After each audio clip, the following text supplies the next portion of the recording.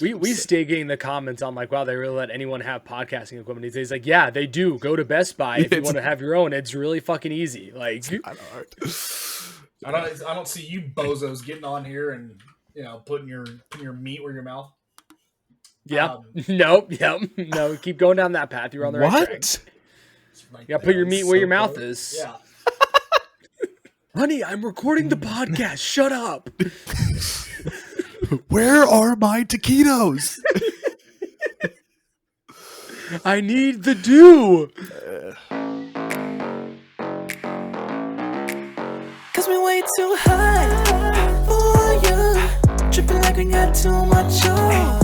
Don't think I love it for us. Cause we staying all night long. Yo, we walk in the club. You better believe we know what's up. Got these girls a little trance. Throwing rhythm in the dance. Good morning, good afternoon, and good evening. Welcome back to another rendition of the Bros and the Berg podcast. We appreciate you tuning in for this episode, whether you're listening on Spotify, watching us on YouTube, maybe coming in from one of our TikTok clips where you just really want to insult us because our takes aren't great. We appreciate you here, regardless of your intentions. I'm Ryan Doyle. I'm the one who probably is responding to your hateful comment. I'm joined here by my co-host, Mr. Robbie Bergstone, and the handsome man in the glasses. That's my younger brother. He's the executive producer. He is the one who makes this show run. Robbie and I show up 5 minutes late and eventually start talking sports. So, Connor, what are we starting with today? I'm actually going to swing it over to Robbie because Robbie, a little bit of news unfolding not too long ago. So, Robbie, we're going to have you start it off today. Yeah, we just witnessed one of the more entertaining final rounds in the U.S. Open. Just wrapped up with J.J. Spaun getting his second ever PGA Tour win, first major win. One of the craziest finishing putts you'll ever see, from 30, 40 feet on the 18th green, straight down the pipe, made the putt to secure his victory. And it's an interesting one for a couple reasons. Obviously, it's only his second win ever. There weren't a lot of big names at the top of the leaderboard. Scotty Scheffler and John Rahm hung around a little bit, but we're really in it. But I want to walk you guys through J.J. Spaun's career so far. Yeah. It's really, really interesting. So started out as a pro in 2013, made $11,000 on the Canadian Tour. Next year, still on the Canadian Tour, only made a single cut and won $825. Woof. Then he won the Canada Order of Merit, which I'm going to be honest, don't know what that is, but he won, so that's good. That's a bag. In 2016, went on the Corn Ferry Tour, which is kind of like the feeder tour into the PGA Tour, and did finish third there in points, got his PGA Tour card. Then went 97th in the FedEx Cup, 62nd, 99th, and then in 2020 finished 185th and lost his PGA Tour card. That same year, he went back to the Corn Ferry Tour Finals, finished second, got his card back. In 2021, he finished 174th in points and would have lost his card had it not been COVID. So because the season was cut so short and everything with that, they didn't actually cut anyone's card. So he managed to keep his card there. 2022 rebounded, 34th in points, got his first PGA Tour win in that year. 2023, 62nd in points. 2024, 98th in points. And now in 2025, has a runner-up at the Players and just won the U.S. Open. So really cool story, incredible turnaround. And the final round was just a shit show. It was awesome. It's really fun to watch PGA Tour golfers struggle like we do on the golf course. And today was that day. It was fun to watch. And from somebody who didn't watch a minute of this tournament, was this weather related? Was it like the course was just really difficult? Like, yeah, so they're playing at Oakmont, which is historically one of the more difficult courses that they ever play on. There's some stat, I think like less than 10% of everyone that's ever teed off at Oakmont in a PGA Tour event has finished under par. Jeez. Like, it just doesn't happen. So like Spaun won at 1 under. That was the winning score for the weekend, was 1 under. At one point today, the leading score was +1. So it's just a tough course. And it was weird. They got probably through most of the front 9. I think most of the leaders were making the turn, and there's a rain delay. So it all got stopped. So J.J. Spaun was 5 over at the time of this rain delay. Came back out, went 3 under the rest of the way to win the tournament. He shot 40 and then 32 on the back to shoot a 72 and win the tournament. Possessed by God above. A 64.5-foot birdie putt on 18. 64. And he put it dead center of the cup. It was crazy. So we'll have to go watch Robbie, that video. how would Ryan fare on this course? Brother, I wouldn't even. I would be triple digits by the front. Yeah. Like I think like any average golfer wouldn't even have a like chance of breaking 100. Yeah. I mean, like the two guys that are leading going into today, Adam Scott and Sam Burns shot 78 and 79, which like for a tour pro is pretty bad. But like crazy. it's Oakmont, so like crazy tournament. The rain definitely didn't help because it made it, everything slowed down a little bit and stuff like that. But it's a tough one. Yeah, not to out travel plans or whatever, but our they're not going to be there around that time. Our parents have some friends that are interested in going to the British Open. So that's going to be interesting. I'll be interested to hear their thoughts on that. That is the last major I got to get to. I've been to the other three. That's the last one on the list. So we'll have to make it over there at some point. Yeah. All right. Thank you very much for that, Robbie. We are going to swing it over to the NBA, gentlemen. One of our best performing, TikTok segments, one of our best rage baiting segments, everything like that. Washed or not. Last week we did the NFL edition. This week we are doing an NBA edition of Washed or Not. So we have a lot of basketball today, and this is our first segment to kind of kick us off. So here we go. I have a few players here. You're going to tell me if they're washed or not. First up, Paul George. This might be personal. This might be a little personal. See, we're such Paul George haters that I don't even know if we can say that he's washed because we're just of the opinion that he's ass anyways. So I don't even know if we can say washed because we just hate on him regardless. Sure, yeah. But I guess compared to where he was, or I mean, even a few years ago, like, is he washed? I mean, of course, when you compare it to a few years ago, 2019, he was all NBA first team, right? Yeah. Now this year he played half the year for a bum ass 76ers team, like he averaged 16 points. I mean, that's the lowest since 2015 Indiana. How many games did he play this year? Because like 40. He didn't play most of the season anyways. Him and Joel Embiid were just hanging out on the bench, not doing anything. Like huge hater, right? Like I'll admit, but he has never averaged. He hasn't averaged less than, I'm looking at his stats right now, 21.5 points a game in the last like decade. So we have a statistically backed wash right now. Like we're pulling out stats to say wash for 2024, 2025. Bum. Got it. Yep. Bum. What do I want to say? He's now washed. I can't in good faith call him washed. I think you just he had a bad season, but I don't think he's washed yet. I think he's got like one more year, and then if he does this shit again, like pre All-Star break, bum, get him off. Let's talk about the fact though that assuming Joel Embiid comes back and plays next year and is healthy, that he becomes the third option on the Sixers team. To me, it's Maxey, Embiid, then him. You can Maxey and Embiid kind of depends on the night probably, but he's the third option on that team all of a sudden. Well, do you think Embiid 24 and 58 76ers? Correct. Do you think Embiid was just on the bench and like PG got injured and PG was like, "Oh, maybe I'll try to go back in." Embiid was like, "Hey, chill out, like, bro. You ain't got to do that, bro. It ain't that serious. Trying too hard." Yeah. All right, number 2, washed or not, Kawhi Leonard. Bro, he's just been injured. Yeah, I don't know that I've seen Kawhi Leonard play enough minutes to have any idea if he's washed or not. He played some decent minutes in the first round matchup this year, and he was hooping. He was. Yeah. I think he still got it. He was in fact hooping. I don't think Kawhi is washed. Which is so crazy. He should be. I feel like he should be, and the fact that he's not still is like he just doesn't play. Like that's just so much of what it is in the NBA now. I feel like these are a lot harder.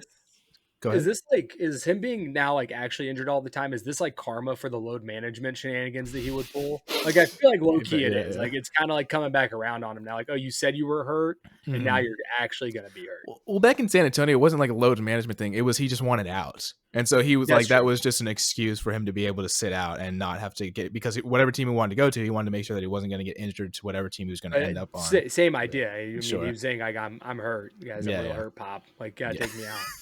I actually think Kawhi is like a step above PG and not as washed. Like he was hurt again this year, played like 37 games or whatever, but I think he's still got it, and you saw it in the playoffs that he could still be a number one option for sure. He's still in that like aging superstar tier. Where like, yeah, of course Right. they're not the guy that they once were, but are still very good players. I think that's fair. All right, washed or not, Chris Paul. Yes. Through the laundry. Has to be. Call him Mr. Speed Queen, because that man is fucking washed. I feel like he's gonna go the Jason Kidd route and eventually come back and coach. Yes, I would agree. I could see Chris Paul doing that because like I feel like he went to San Antonio literally just to like help Wemby. Like I don't think obviously they weren't winning anything, right? Yeah. But he just went down there to like be a mentor, get to play a little bit. Mm-hmm. So I think we'll see him get into coaching when he actually hangs it up. Yeah, I wouldn't want to play for Cliff Paul. Why is that, Ryan? He can get you great insurance rates though. I like, all jokes aside, I feel like he's got, I don't know, I feel like he's got a bit of an ego to him. He should have. Chris Paul should have retired like 3 years ago. Right. Probably. Yeah. I mean, but all NBA players, like I think most of them have to have a bit of an ego to kind of get to where they are. You do, but like you do. Yeah. I don't know. I get what you mean. All right. Next we have another maybe kind of home or personal pick. Kristaps Porzingis, washed or not? Not washed. Not washed. You saw the Celtics are so much better when he's in the lineup. It's not even funny. Yep. I agree. It's amazing what like going to a good team, properly rehabbing an injury, and like actually getting in the fucking weight room, and all of a sudden he's playing like the 7'3" stretch four that everyone thought he was going to be. Unrelated to this, but related to rehabbing injuries, I listened to a podcast about Andrew Luck this weekend. Highly recommend it. It's called Luck. Talked about, kind of basically why he retired and dove a little bit more into it, kind of all the things going on. So highly recommend if you're looking for a sports podcast to listen to. That's not ours. That's cool. So to give a hot take. Ready for this? Oh god. Andrew Luck, if he plays an entire career, is as good of a quarterback as Peyton Manning. I don't know that that's a hot take. That's my hot take. I don't think Is that's it that hot? hot of a take. I don't think it's that hot. I feel like a lot of people saw the potential in Luck, but I mean Manning, Manning's up there, so he's the most natural. Like Andrew Luck was the most naturally gifted quarterback anyone ever seen. Like dude just could pull up and throw for 400 on your head, and probably could have done it blindfolded. Like he just had that talent behind him. But you think he's more talented than Mahomes? Like just from a talent perspective? Yes, in terms of playing the quarterback position, pure talent. Interesting. Yes. Probably I like agree with that, the most. He's way more athletic than Mahomes. Also, a very cerebral quarterback. Like he understands everything. He's more athletic than Mahomes was, and maybe probably doesn't quite have the same arm, but it's not like his arm strength was lacking. No, not at all. Yeah, no, I see with that. I guess Mahomes just has more of that, the creativity that kind of forced defenses to really adjust. I mean, not to compare. I guess there's a little bit of comparison there, but not to compare like Mahomes too much to Steph Curry, because obviously Steph Curry revolutionized the game more than Mahomes did. But I feel like they both had a sort of like similar impact in sense of the league in terms of how Mahomes has changed how every NFL defense plays defense now. They all play in a too high shell all the time now because they don't want you taking the top off like Mahomes used to do all the time. Yeah, and so I think that's why he's boring to watch now. Like let's be honest. Like watching Patrick Mahomes now does not bring you the same joy that it did 3 or 4 years ago. Also doesn't have Tyreek. Dump. Which is true. You weren't playing the too high shell, and Reek was just screaming by everybody. Yeah, exactly. All right, next one's on the teammate of the last one, washed or not, Drew Holiday. This one hurts. This one hurts me in my heart because I love Drew Holiday, but I kind of think he's washed. He's physically washed, but his veteran presence and his defense ability makes him very useful. Of course, yeah. And I think he's protected from being washed because of how good the team he's on. Sure. It kind of hides, that he's not as athletic as he once was. Yeah. They've had so many young guys step up recently too. He doesn't have to go out and play 30 minutes every night. Like he just needs to come in when they need a spark or this or that. Yeah. So. It was honestly crazy how seamless he fit in going to the Celtics. I mean, he was like that anyway. Like he's just such a good team player, and like he was such a guy where he never needed to be the number one option, but he could score when you got him the ball. He was a great distributor. I mean, he's one of the best point guard defenders in the last 15 years. Yeah, I mean, Drew Holiday legitimately has always been one of my, in the last 10 years or so, been one of my 10 favorite players. So it hurts me. It hurt me to put him on this list, but it's just, he just has slowed down in the last year, I would say, mostly. Yeah. He played exactly like 30 minutes a game almost this year, which is the least he's played since 2015, 2016 in New Orleans. Yep. I respect him too much to call him washed. I know. That's exactly, man. It hurts. I forgot. He was putting up 38 minutes a night on the 2012-2013 Sixers. Yes, man. Yeah. That is brutal. That is brutal. Dude was like number one option.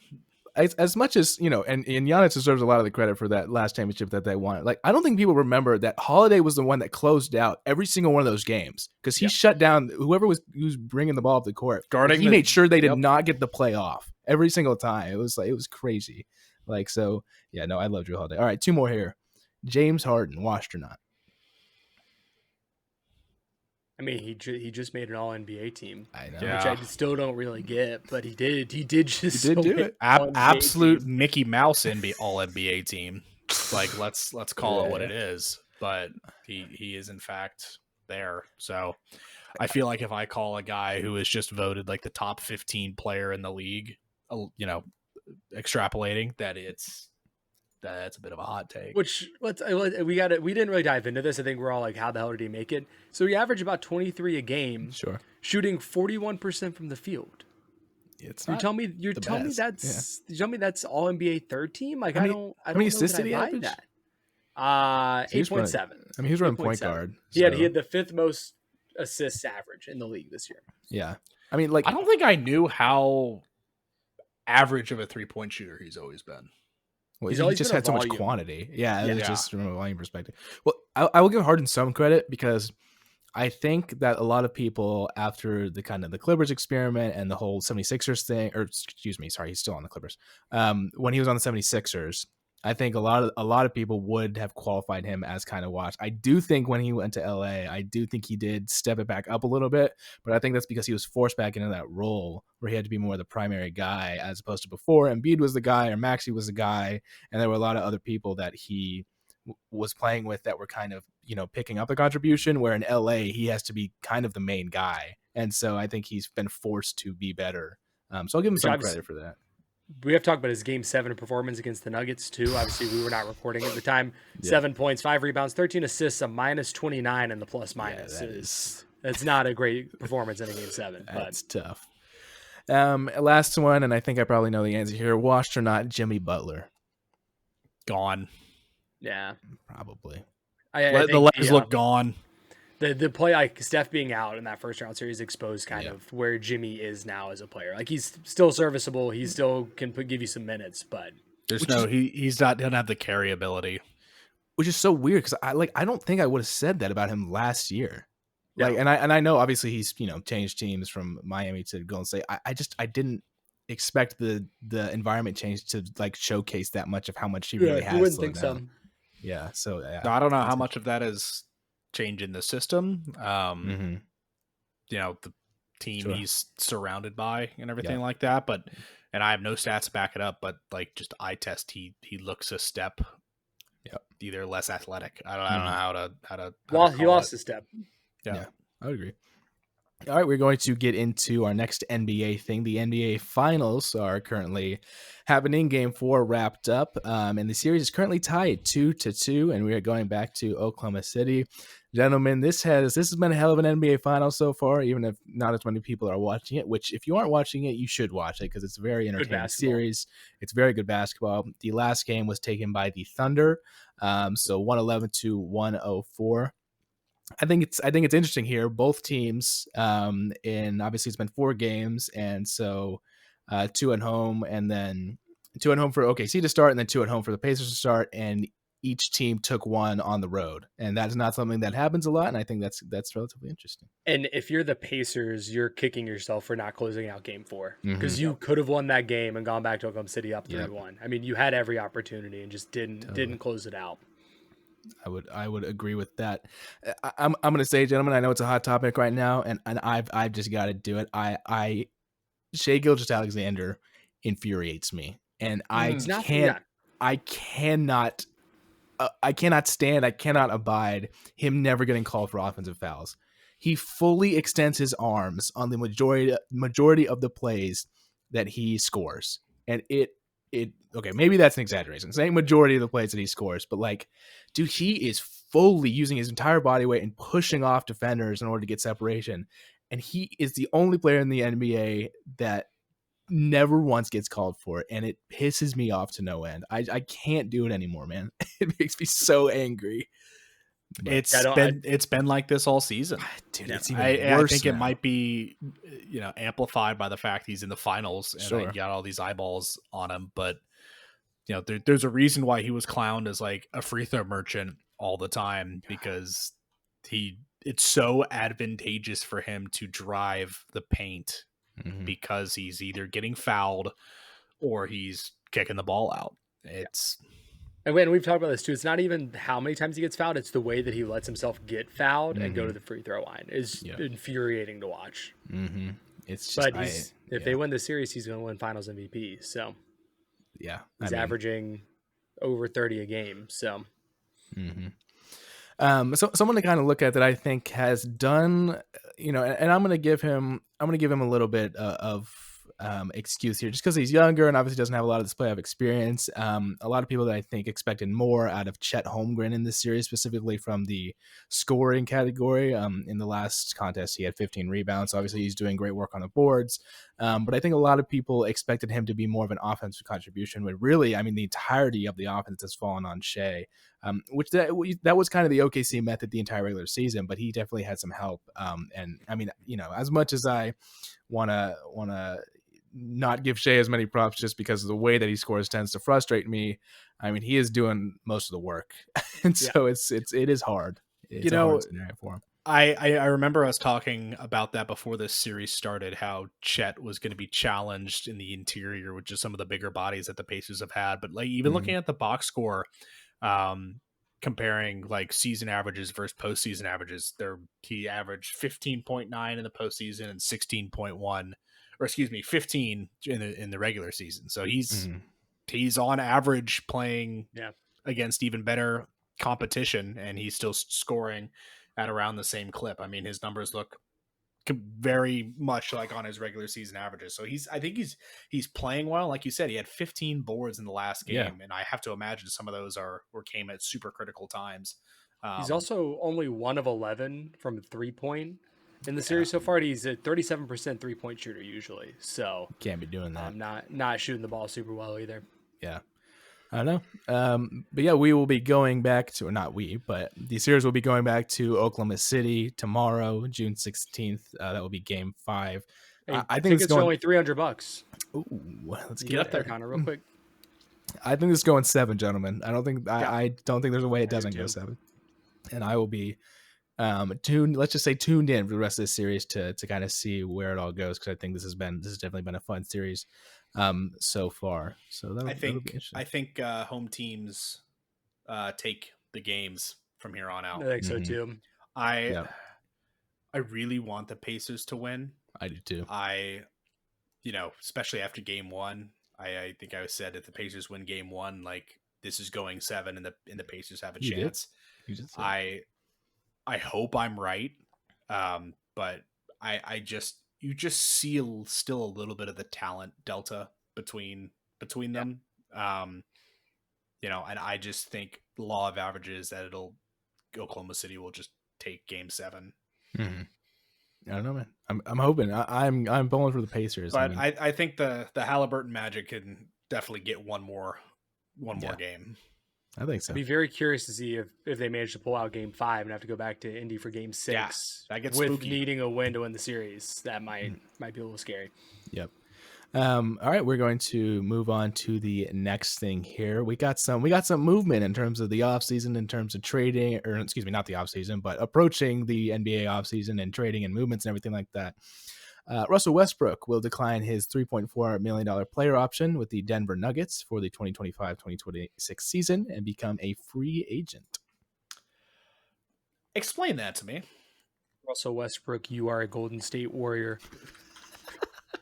Why? So, do you guys remember when Golden State had those like 5 young guys, and we were just, man, they're gonna fucking just reload. Yep. And all of a sudden they turn into a fucking retirement community. It's crazy. Like what? No, Kuminga like, real. is still there. He's still hanging out. Yeah. No, yeah. What is Westbrook's game plan, right? Because in It's my to win a mind, chip. The only thing he has to care why about right is now he is winning a leaving championship. Denver? That I don't know. That was my question too. Is like if you want to win a championship, it's a pretty decent spot to be. You have a role cut out. You're on a top 3 contending team, maybe top 5. I just don't know where he goes to be in a better spot. He's not going to go to Oklahoma City. I don't think they would have him back. I'd be surprised. Maybe. I mean, just with his contribution. That'd be really interesting. That would be Does really he end cool, up in actually. Boston. Like, I was thinking do that they too. have any need for him? I think they would have have a to- pretty busy guard room. I say not with Drew Holiday there. No. Right. Yeah. He's also got to Ryan's point. He like carved out a pretty decent role for himself in Denver. Sure. Yeah. So I don't know. Yeah, I don't know. I don't really Dude, understand. he was getting 28 minutes a game. Like, San Antonio? Like, does he just go down there and just do the Chris Paul like fuck around thing? Like why? Yeah, I think he wants right. a chip. That's so. It's I just don't know where he goes. That's better than where he's at. And the 2 teams that we just mentioned that we don't think make logical fits. So I don't know, man. We'll see. Maybe he goes back to Denver, but he wants. They're not going to pay him anymore. That's what I'm saying. Option, Yeah. Right? Like, I don't. I see one article saying he'd go to the Mavs. No, thank you. No, I'm good. Let me pull up this article of his top landing spots. Back with the Nuggets, Mavericks, or the Kings. Don't that would be bring- disgusting. Don't bring a head ass to bother Kyrie. Kyrie has been so well behaved and so good. I don't need someone like Westbrook. Oh God, I need Davis James too. Harden. I need James Harden and Kyrie Irving to be back together again. Because I need someone To the to Clippers? yeah, just back so to he the can take Kyrie Clippers? back to the strip clubs again. Oh, nice. There you go. Dude, Kyrie did a stream the other day where he was watching his own highlights and like commenting on his highlight plays and stuff. And he was like, he literally paused the stream because he did something crazy. He was like, dude, I might be one of the greatest of all time. It was so funny. He was so dead serious. And everybody in the comments was like, dude, he's finally watching himself the way that we watched him like the entire time. He's like, wait, am I good at this basketball thing? Am I actually good at this? He like watched the highlight. It was him on the Cavs and he was playing against it was when Horford was on the Celtics and he went up on the right side and did like a reverse in midair and made it. And he was like, dude, y'all don't realize this is easy for me. He's just like talking all sorts of shit. It was crazy. I mean, it's fair. I mean, he's allowed to glaze himself, like for sure. Oh, 100%. Yeah. All right, we're going to our next headline, gentlemen. Let's talk about another confusing headline. So I have to make an announcement before you get into this headline, Please. Connor. The Knicks contacted my agent and asked if I'd be interested in their head coaching job. I did say that I was not available for interviews, so I just want to go out and get the breaking news out there. Okay. Robbie Bergstone will not be the next head coach of the New York Knicks. So I want to make sure that everyone knows. You heard it here first on the Rose and the Berg. Yes. I will not be the next head coach of the New York Knicks. Fuck your life. Anyways. Bing bang. So let's talk about the New York Knicks coaching situation because I don't think I've ever seen a cluster of a coaching situation like this in my life. You fired Tibbs, who just took Which you is to a fine decision. I don't. Sure. I really don't have a lot of issues with firing Tibbs. But he got you to the Eastern Conference Finals. Whatever. Like some people were not happy about it. Some people, like Robbie, understood that decision. They then proceed to ask NBA teams who currently have decent coaching like positions, everything. Like for example, Jason Kidd of the New York Mavericks. They ask coaches who are currently coaching for teams to interview their coaches, and guess what? All of them said no. You're not doing that. And so, like some of the people that they're interviewing are trying to interview, I just don't even understand. It's like, either people that are already coaches for other teams or ex-coaches. Like I don't. Mark what is D'Antoni, happening? you are a New York Knick again. Well, that's the crazy thing about this whole thing. Mike Malone, a championship-winning basketball coach, is currently available. You could go pick him up off the street right now and make him the coach of the Knicks. But no, we're going to ask every team that made the playoffs, Like, hey, what? do you really like your head coach? Like, do you mind if we just like have them? Like, is that cool? Like, It's like, fuck no. Like there's no plan. The Knicks were thinking way too highly, which like I think being the coach of the Knicks is a good situation right now. Yeah, I agree. But not everyone wants to coach in New York City, especially for a team like the Knicks, who has so much scrutiny around them all of the time. Like, it's not that attractive of a head coaching job. But just like, what was their plan? There wasn't this one. is their like. There wasn't one. Like, it's just like a situation ship. I don't understand. This screams that Dolan is far too involved in whatever's going on. Yeah. Like 100%. It's just so weird. Leading contenders right now are former Sacramento Kings coach Mike Brown. Yeah. And Jesus. former Memphis Taylor Grizzlies coach Jenkins. Taylor Jenkins. Mike Apparently they're Brown looking in New at- York. Just wow. All right.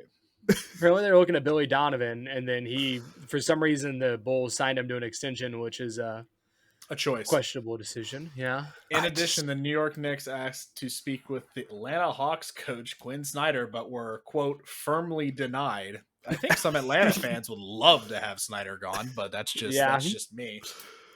It's just crazy, man. I just don't. Yeah. So we'll see Just what the happens. Knicks with the Knicks. nicking, man. I mean, it's really quite that simple. No, you're right. 100%. I mean, it provides us some great content to get on the podcast. They but like, just get clowned. yeah, no, for real. Next thing here, we have some trade news, which I'm interested to hear some thoughts on. The Orlando Magic have acquired guard Desmond Bane from the Memphis Grizzlies for guards Kentavious Caldwell-Pope and Cole Anthony, along with 4 unprotected first-round picks and a first-round swap. Magic, what the fuck are we doing? Like, what are we doing? I saw Knicks. So obviously the Knicks have had a tough going lately, but they were fucking celebrating in the street because, everyone clowned. They're figuring out 4 picks for Mikal Bridges. Yeah, no, They give real. up 4 picks for Desmond, actually 5 picks for Desmond Bane. Yeah. Interesting thing about the picks too is they're unprotected, and one of them is the Suns pick. Which if Kevin Durant leaves Phoenix, Which he will. He's going to. all of a sudden that could be a really high draft pick potentially. Because I He is can't leaving imagine Phoenix. He is right, leaving, and he's gone. And then is Booker going to stick around if Durant leaves? Like he Yikes. probably will for Yeah. a little bit, but This- I don't think so. We talked about this before we ended the podcast last time. The Suns are going to be the worst team in the West in like 2 years. And you maybe just not- gave up one of maybe their it's- picks for Desmond Bane. So and just for everyone keeping score out Please. there, let's remind ourselves Please. what the Lakers traded for Anthony Luka Davis. Doncic, which I think we can all agree, Luka Doncic, Desmond Bane, little It's right. That's I right. think- No disrespect to Desmond Bane, but Luka No, that's a little Doncic, bit of disrespect to Desmond Bane, but it's also like fair. top 5 player in the world, right? And we got a first round pick, a pick swap, Yeah. and Anthony Davis. Not to insult Anthony Davis, he's a very good player when he's on the floor, He is. but he's also not 4 unprotected first round picks. Yeah, but let's also talk about the Memphis side here. John Morant and KCP playing together will just be fun. Like that, I'll just enjoy watching the celebrations that come from that. Like that'll just be entertaining. Morant's getting suspended game 3 of the regular season. Look at now. But to go back to Ryan's point about like the Davis, obviously, Mavs homers here, so we're just going to be perennially upset about that trade all time. But like, I was of the opinion when that trade happened, I was like, that was a bottom 3 or bottom third of the league return for what you could have gotten for Luka Doncic. And now my question is becoming: do NBA teams not think that first round picks matter anymore? Are they like more into the homegrown, like overseas signings? Is the landscape of the NBA just changing from the draft? Do you think that might be some of what it is?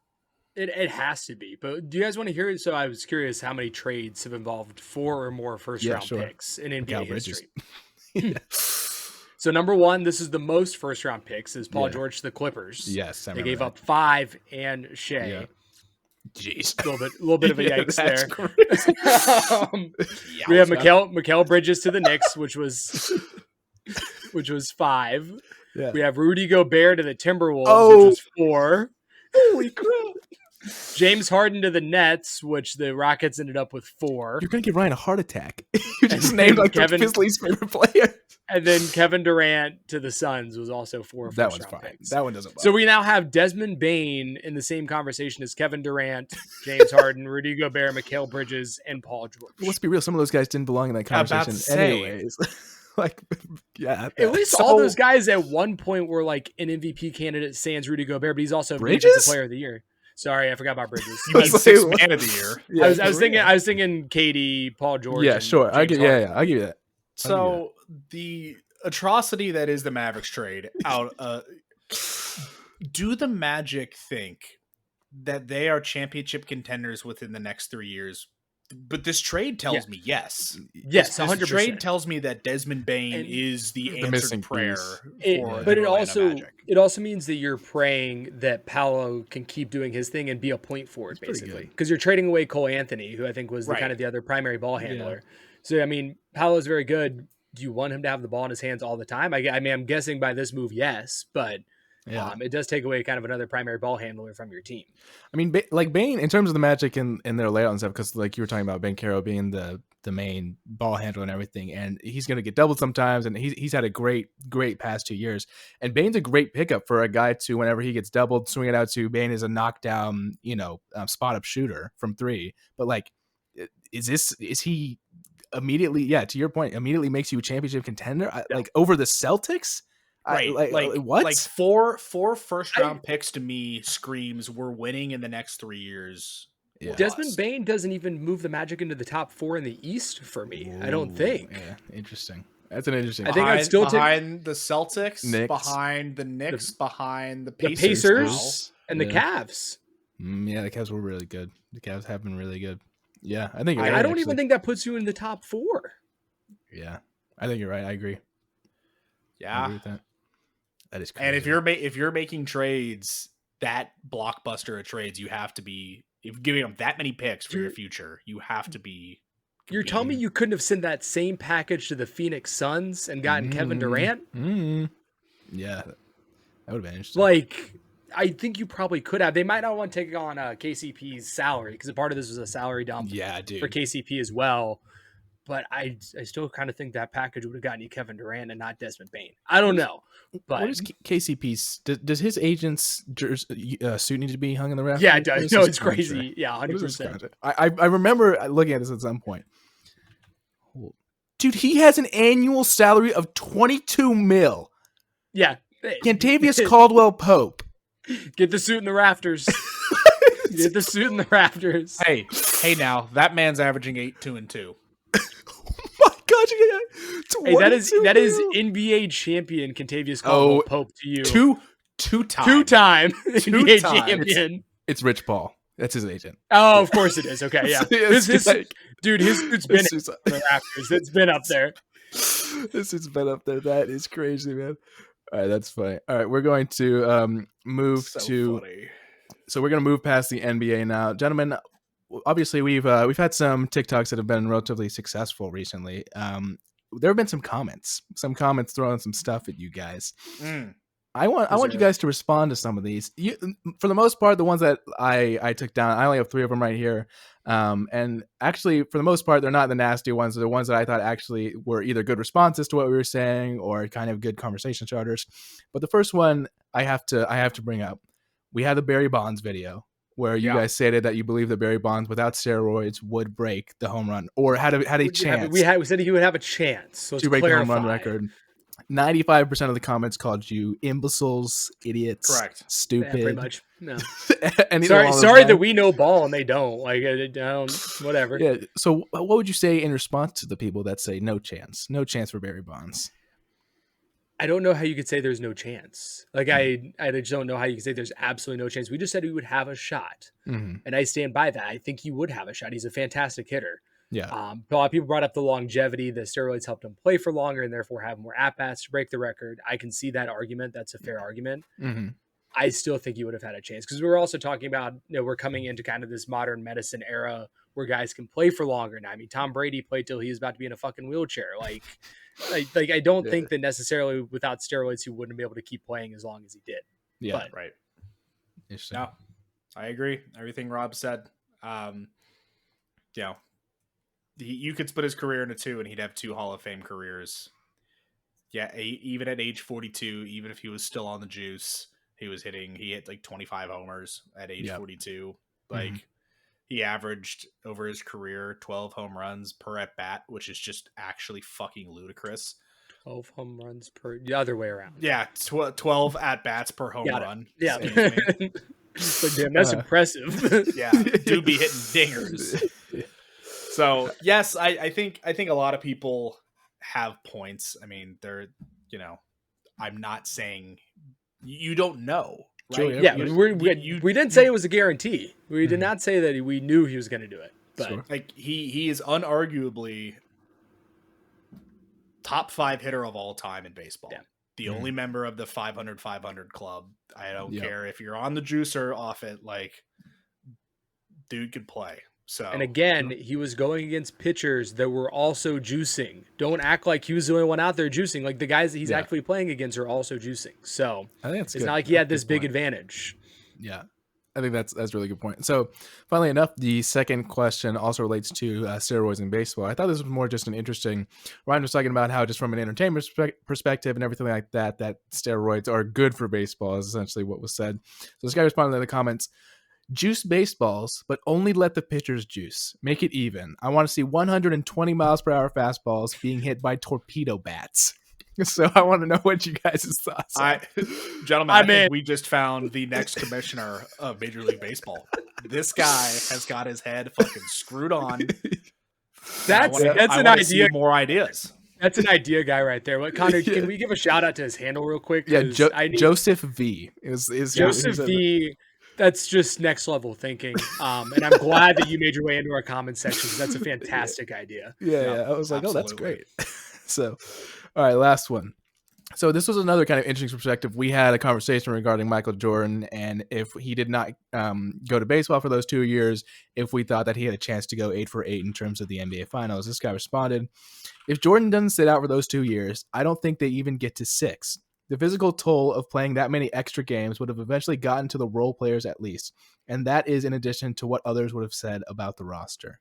I think that was an interesting perspective. It's what people said about the Warriors too. Mm. I mean, back when they were making the finals every year, people said the same thing about the Warriors, that eventually their legs are going to give out because you're playing so many extra basketball games that other teams aren't playing. And we did see that somewhat. I mean, I think all those extra games are probably the reason that Clay got so injury prone towards the end. Sure. So I can see that argument. However, we're also talking about Michael Jordan here. Mm-hmm. And I think like his leg would have to be like detached from his body for him to say, I'm tired and I can't play any more basketball. Yeah, like, I mean, we're talking about a different breed of human in this situation. No, So of course.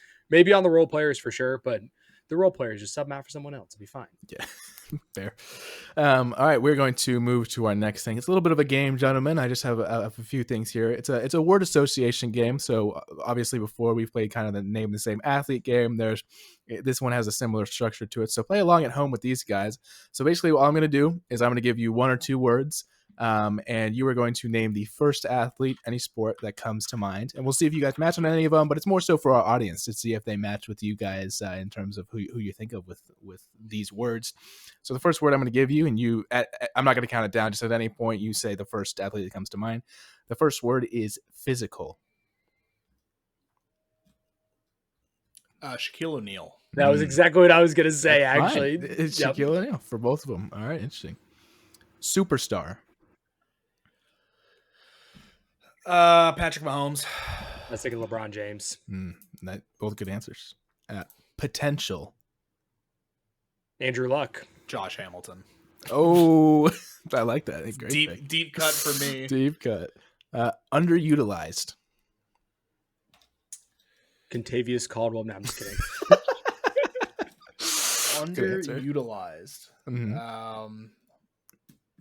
That's a good one. Underutilized. I don't even know who comes to mind first. Anybody. Can literally be Zay Flowers. Zay Flowers. Okay. NFL. Nice. Actually, you could put any Baltimore wide receiver Sure. of the last 10 years in there, and the answer would also apply. I think that's fair. Let's see if Ryan comes Dude, up I don't with even one. know. I don't even know if I got one that came to mind naturally. Give me like an Alabama football player. Maybe you can think of somebody from the last few years. Derrick Henry, underutilized, I think would be. There you go. I was gonna say Jason McClellan. I don't think Jason McClellan got enough run in Alabama. Yeah. All right. Next we have overrated.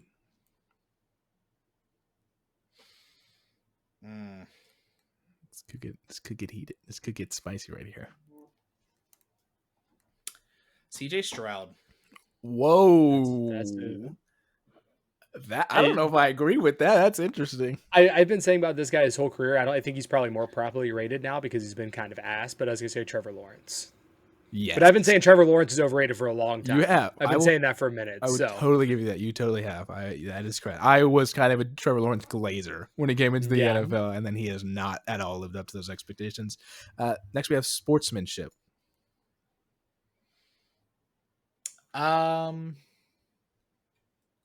Patrick Beverly. Hey, I didn't say good or bad. So that's totally fair. That is totally fair. Draymond Green. Oh man. Yeah, we want the bad route. I was right. thinking like sports. I don't know. Like I feel like the best sportsmanship is like probably in golf. Like it's not usually bad in football or basketball, but like that's not really what they're there for. I mean, in my mind, I thought Tim Duncan. That was my. Oh, that's a good answer. Whenever, That's a good answer. All right, last three here. Money.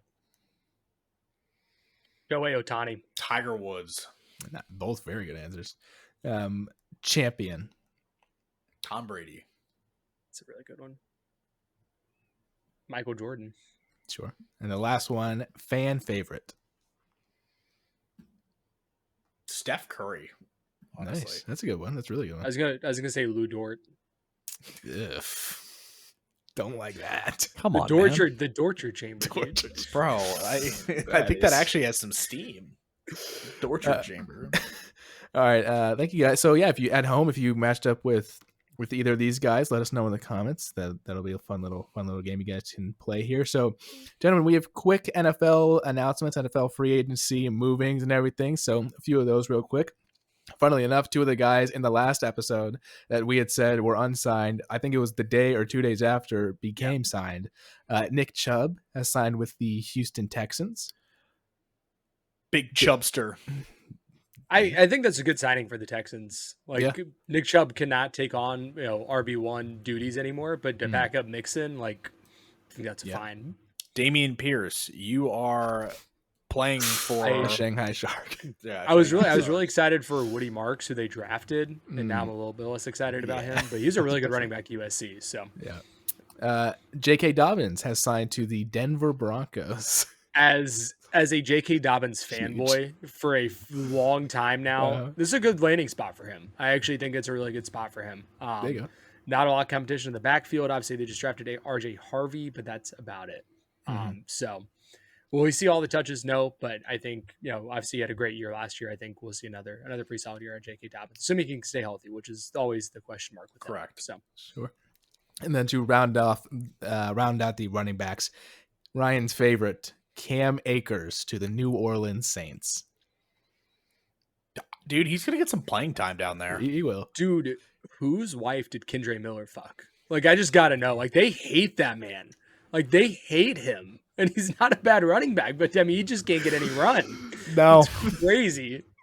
Kamara beats a guy in an elevator. Doesn't matter. That's fine. That's not a big deal. Jeez. All right. So we're going to move to the Stanley Cup. There have been some happenings in the Stanley Cup. I was talking to Ryan a little bit before Robbie got on. Very, very, very interesting stuff. I'm going to swing it over to Robbie to kind of talk what's been going on here. Yes, I think the last episode we would have just been at the point where it was tied 1-1. Yes. 2 straight 1-goal games in game 1 and game 2. Since then, the series has opened up a little bit. Florida with just an absolute walloping in game 3, 6-1. I think they became the first team in NHL history to have a 5-goal or more win in every round of the playoffs, which is just frankly disgusting behavior. That's kind of gross, Jesus. And to follow that up, game 4, they come out into the first period up 3-0, looking like they have a stranglehold on the series. Credit to the Oilers, came back, won that game in overtime 5-4 to tie it back up 2-2. And then last night, back in Edmonton, Panthers win 5-2. Oilers got started way too late. But I do want to say this because I was watching the game last night. Sure. I think it was either 3-0 or 4-0, and the Oilers finally got on the board, and Connor McDavid scored his first goal, I think, in the Stanley Cup final so far. He's had a lot of assists, he has points, he just hadn't scored. And after he scored that goal, he just had this look on his face, like, I am going to go win this series. Obviously, they didn't win the game last night, got started a little bit too late. I don't know, man. Connor McDavid just had that look, like that look that MJ would get when he's like, I'm just going to go fucking win this. So I think we'll see a Game 7 back in Edmonton. I think Connor McDavid is probably the best hockey player in the NHL right now. And I think he is going to get this thing back to Edmonton for a Game 7. So we'll see Tuesday night if he can do that. But really good series so far, other than the couple games the Panthers have kind of just lit them up. Dude, and NBA, NHL, both Game 7s in the finals. I'd love that. Potential. Decent I'd potential. I'd love it for both of it to happen. All right, we're going to swing it, quick little, no pun intended, to the MLB and Major League Baseball. Thankfully, Ryan notified me this. We were about to go live, and I wasn't aware that this trade had happened. So we're going to talk about this real quick in the MLB. Fresh off their 3-game sweep of the New York Yankees, the Boston Red Sox are trading their top star hitter, Rafael Devers, to the San Francisco Giants. The Red Sox will land pitchers Jordan Hicks and Kyle Harrison as part of the deal. They'll also land outfield prospect James Tibbs and right-handed pitching prospect Jose Bayo, and they won't be on the hook for any of the salary remaining on Devers' 10-year, $313.5 million contract. I also completely missed this. Good call, Ryan. Yeah, no, absolutely stunning development here. Like Connor just said, he had a 10-year, $315 million contract. I think this was year 2, 3, I don't know, of the deal. He's 28 years old. He's top 5 in the league in RBIs. I mean, he's absolutely one of the Red Sox's best hitter.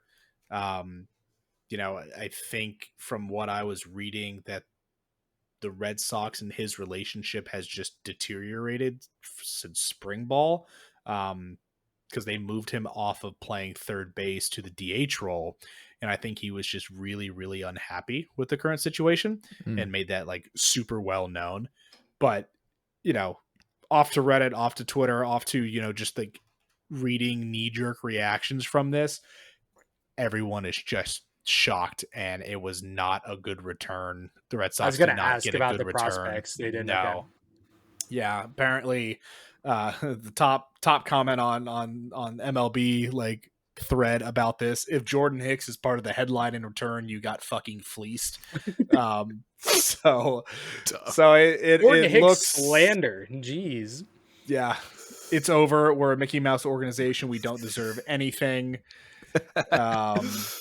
Bad man can't hurt us anymore. That comes from a Yankees fan.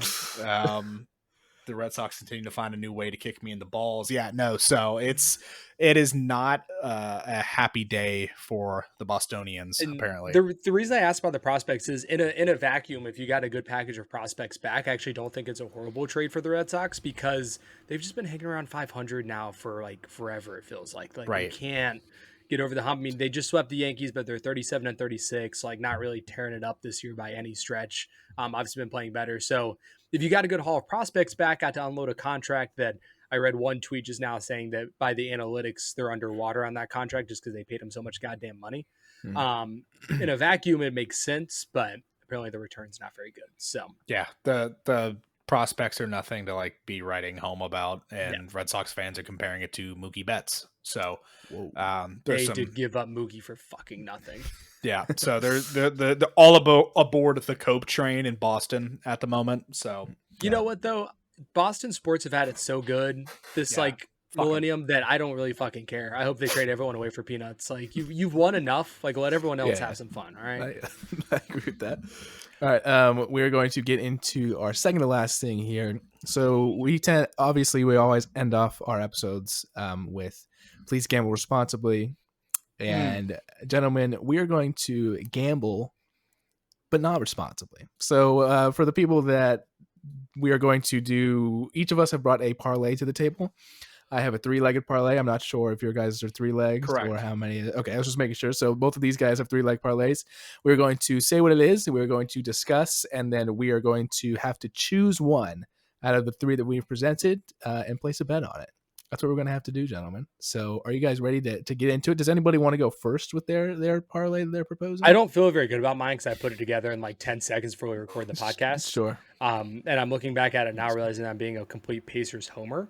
Yeah. But I'm just gonna give it to you guys anyway. Sure. So I got Miles Turner 6+ rebounds. Pascal Siakam 20+ points. And then Aaron Nesmith 2+ threes. Interesting. Damn, we got some props here. So that's for plus 500. Plus 500. Okay. Interesting. I don't, for some reason, just because it's an OKC, I'm not feeling the Siakam one. I don't know if he gets plenty. That was the one I was looking at again. I actually feel pretty good about the other two, but Yeah. Ryan, do you want to present yours?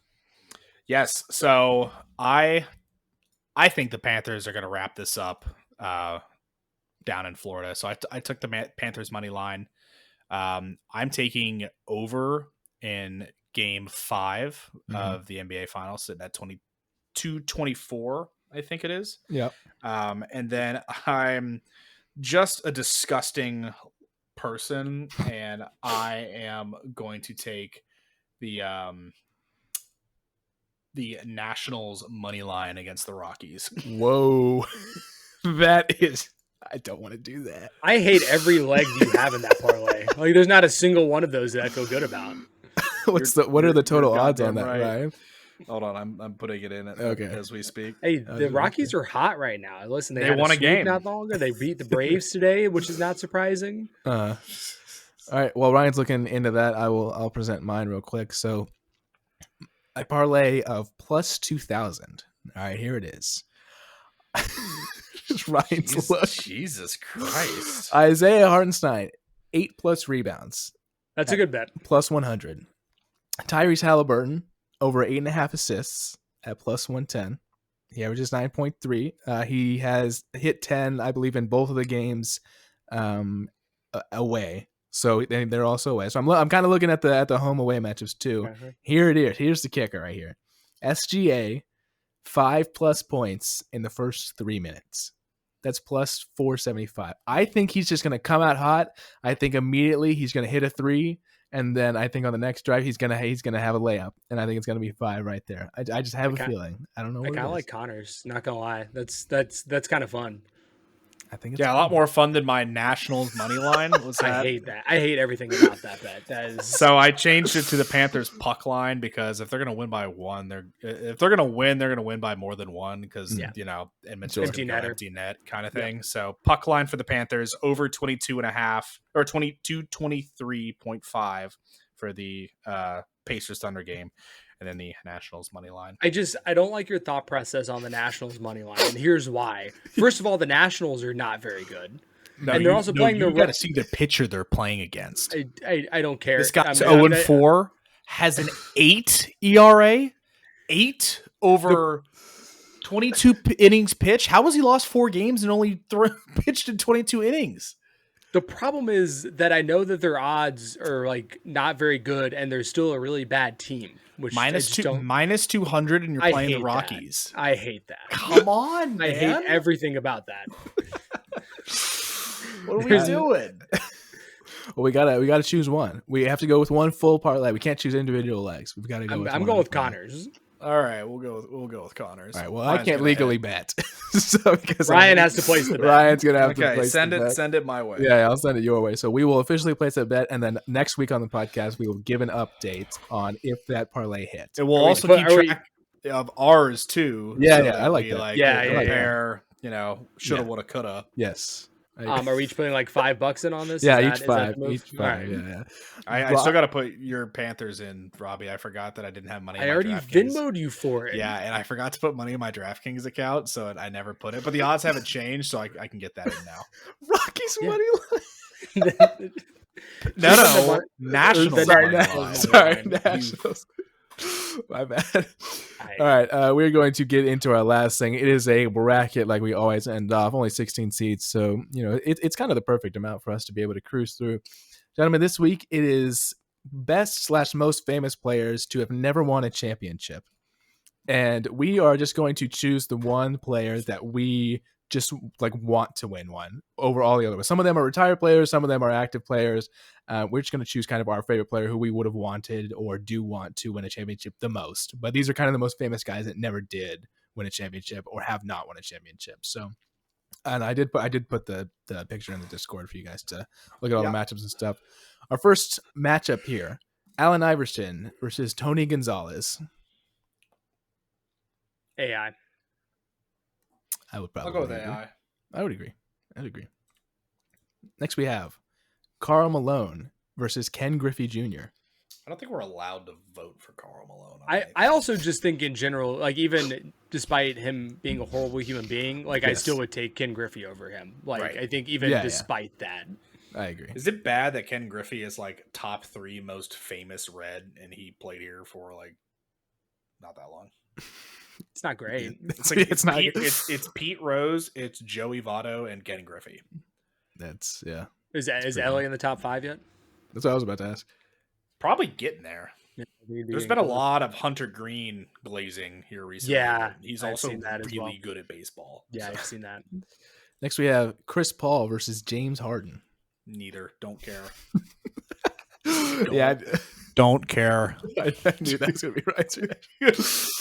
I'm gonna go Chris Paul just because he's from North Carolina. That's the only that's the distinguishing factor for me. Dan Marino versus Steve Nash.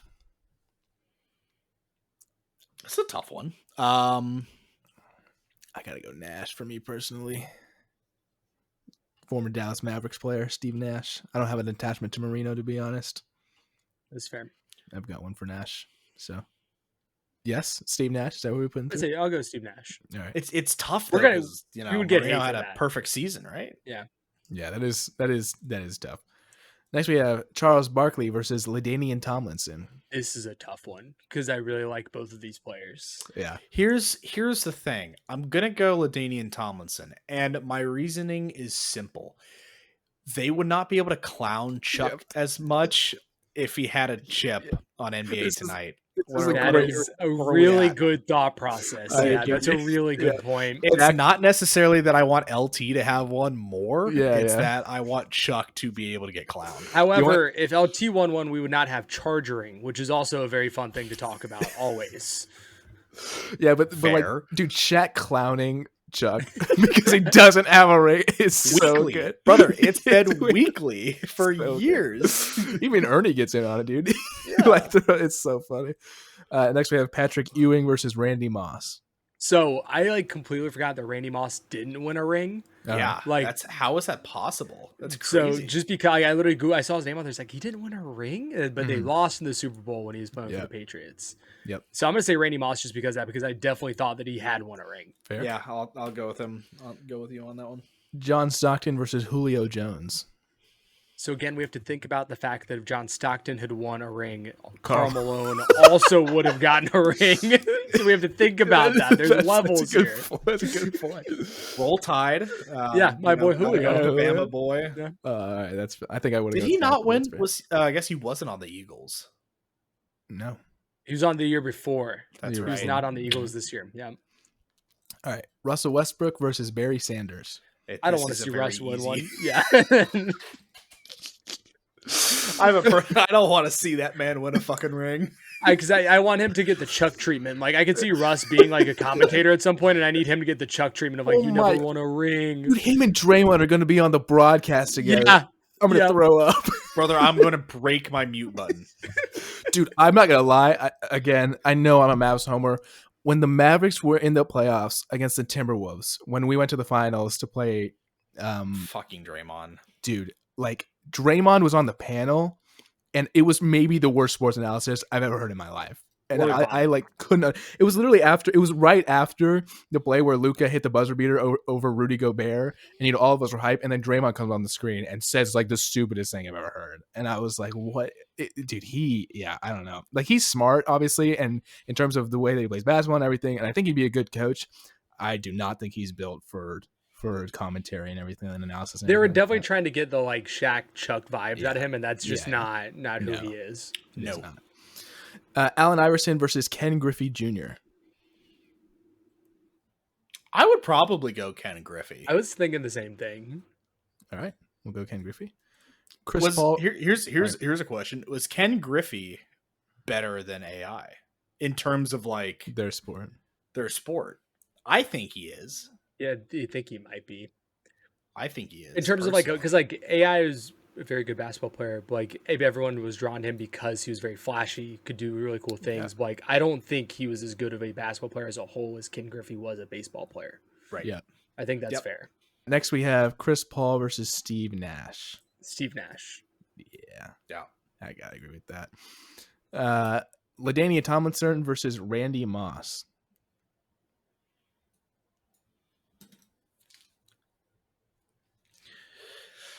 Let's go LT. I was thinking Randy. Oh, Connor. I think I like LT more, but I also I'm kind of with you guys. It's kind of shocking that Moss didn't end up with one. Damn, I'm really torn on these two. I don't know. I'm gonna go Moss. I'm gonna go Randy Moss. I think that would just kind of complete his resume more. Julio Jones. AI averaged 30 points in 3 seasons in a row. That's crazy. No, he's very good. He was. Damn. Julio Jones versus Barry Sanders. Gotta go Barry. Yeah. Yep. Ken Griffey Jr. versus Steve Nash.